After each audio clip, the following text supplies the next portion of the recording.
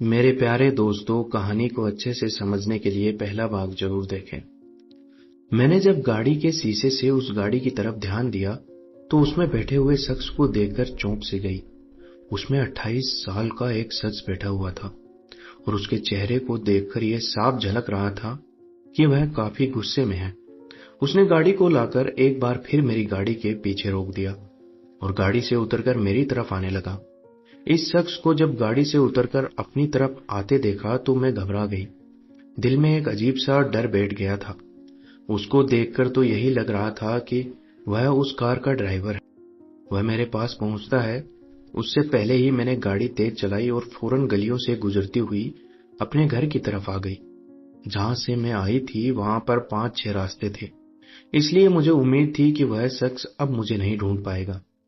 घर के अंदर पहुंचकर ही मैंने एक लंबी सांस ली, पर एक बार घर की छत पर जाकर उन गलियों की तरफ नजरें दौड़ाई तो दूर एक गली में घूमता हुआ वह शख्स मुझे दिखाई दिया, जो उस वक्त शायद मुझे ही ढूंढ रहा था।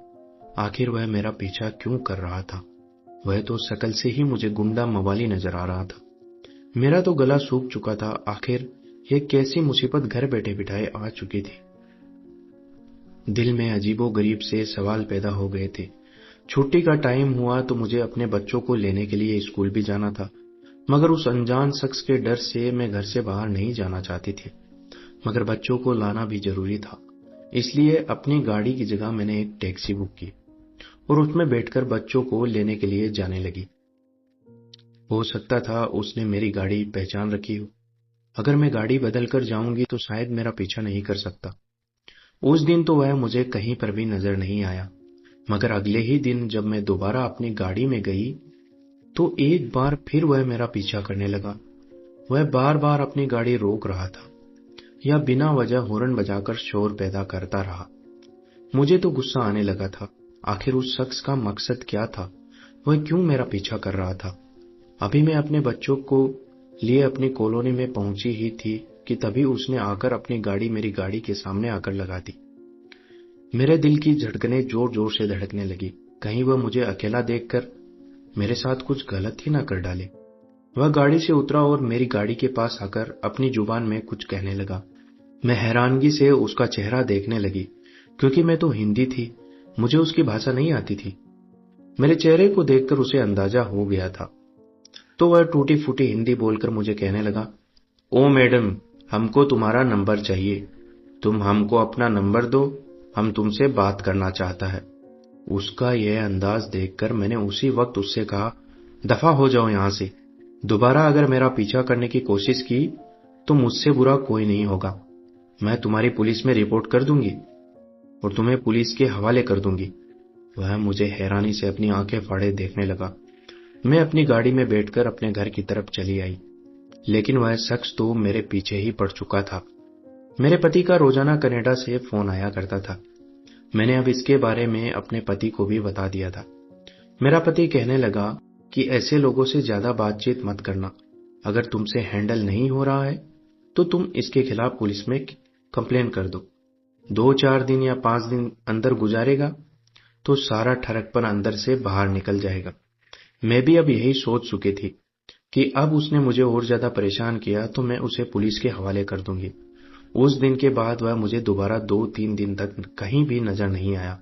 मगर एक दिन मैं जब घर से दोबारा कुछ सामान लेने के लिए बाहर निकली तो वह अनजान शख्स मुझे नजर आया और एक बार फिर वह मुझे देखता हुआ मेरे पास आया और मुझे कहने लगा, हमको तुम्हारा नंबर चाहिए, तुम हमको अपना नंबर दो। हमको तुमसे कुछ जरूरी बात करना है। अगर तुमने हमारी बात नहीं सुनी तो तुम बहुत बड़ी मुसीबत में फंस सकता है। मैंने एक नजर उस पर डाली।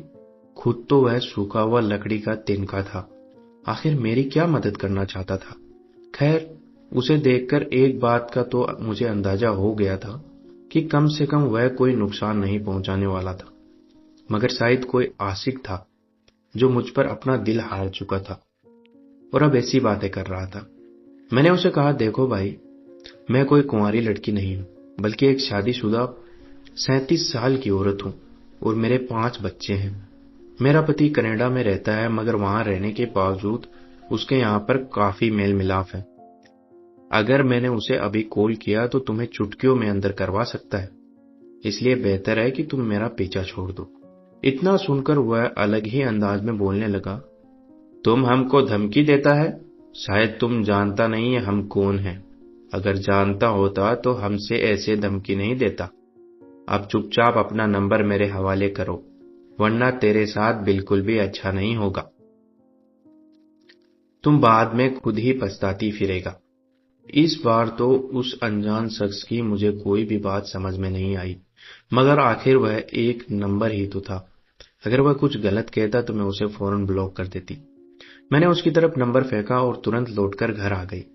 उस अनजान शख्स को मैं अपना नंबर दे चुकी थी, मगर नंबर देने के बाद कई दिनों तक ना तो वह मुझे कहीं नजर आया और ना ही उसने मुझे फोन किया। न जाने वह मेरे नंबर का क्या करना चाहता था। कहीं वह मेरे नंबर का। दोस्तों, यह कहानी का थर्ड पार्ट जल्दी आएगा। चैनल पर नए हैं तो चैनल को सब्सक्राइब जरूर कीजिएगा। वीडियो पसंद आया तो लाइक जरूर कीजिए। धन्यवाद।